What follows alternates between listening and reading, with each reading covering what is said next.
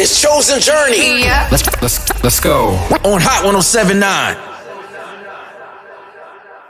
People will celebrate the culture over their faith. Can you give me like your take on that? Yeah, I feel like that's something God's been walking me through. Because even like you go to hip hop culture. Wow. So like it's like I feel like that's a struggle with so many Christians where it's like I don't want to lose my culture to follow Christ. But I think God has been showing me you have to separate the two. And there's good and bad. So I think one, he wants you to be who you are. Like he made you born into certain things for a reason, certain areas, certain neighborhoods, all that. So the culture is beautiful, but I think he also wants you to identify like what parts of the culture is not good and let those things go. So I think the best example I can give is like the Israelites.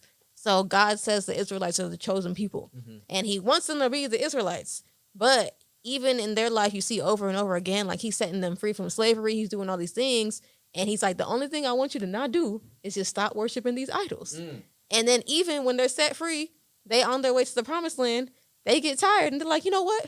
I miss slavery. At least I could have, done a little something. Maybe I had different types of variety of food. And so they're like, you know what? Let's just build our calves. Let's build our idols because maybe they'll make something shake faster than what's going on right now. Right. And God's like, I told y'all not to do that, but that was their culture. Like, so like they're just going back to like what they know. And so I think, yeah, there's some beautiful things in culture. Like hip hop culture is fire, but there's also some negative things that we're all aware of, like degrading women all the time and like referring to them like objects, like literally music videos. They're like, oh, I need a prop. Let's get some women. Like, stuff like that. And of course, like the things like drugs and stuff, but even how that goes deeper of like how it even got there because people were trying to survive. But now it's like, okay, now that we are surviving, now that we're educated, we gotta let that go. And so it's like, yeah, I think it's hard whenever some things were outside of your control. Some people did what they had to do to, live, to thrive, to get to where they are now. But I think once you're aware of like more education and you're aware of like, oh, these things actually go against the faith I have, like you have to be willing to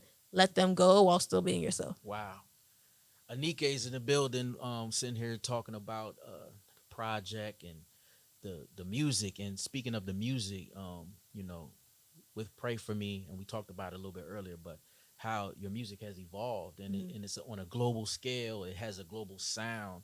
Do you feel as though, does Anike have like a responsibility to feel like that's, you're a vessel to take it there? Yeah, I think definitely. I feel like I'm taking my responsibility way more seriously now of like fully representing like my full self everywhere I go. I think just showing my femininity in my music, showing my African heritage in my music, but also showing like the Black side like in my music. So I think, I want to bring my full self everywhere I go. I feel like God gave me a gift where like I'm well liked in various spaces. So it's like when I'm in white spaces, I'm not going to just like forget all the raps and forget like, I'm not going to change my hair, stuff like that. So I think I'm bringing my full self there, but also whenever I'm in other Black spaces as well too, like not abandoning my Nigerian side as well. So I think it's really cool where God is like, hey, I had you have unique life experiences growing up and I had you be raised by different people growing up because I wanted to use you to touch all these various different types of people whenever you were older. So yeah, I think it's cool. And I take that responsibility seriously, but I think it's beautiful because I get to be a vessel to so many different types of people and share the story of the gospel. I love it. Talk about the rise of Christian hip hop. It's getting a mainstream light. Yeah. And you're one of the people that are bringing it to a mainstream light. Talk about it. Oh, I think it's really beautiful that Christian hip hop is having a rise. Like, I think it's also like a testimony to people being bold. Like there's a lot of people, some dudes out here like Alex G and Caleb Gordon, like being real bold on the internet and being like, hey man, I'm good at this marketing thing. So y'all gonna get this music and y'all gonna, and so I think it's beautiful because I think that pureness in your boldness is used because like that's how you get things on a global scale. And I feel like stuff like that is helping the whole genre at large grow. And I think it's really cool because whenever you meet these people in real life, like they really love God for real.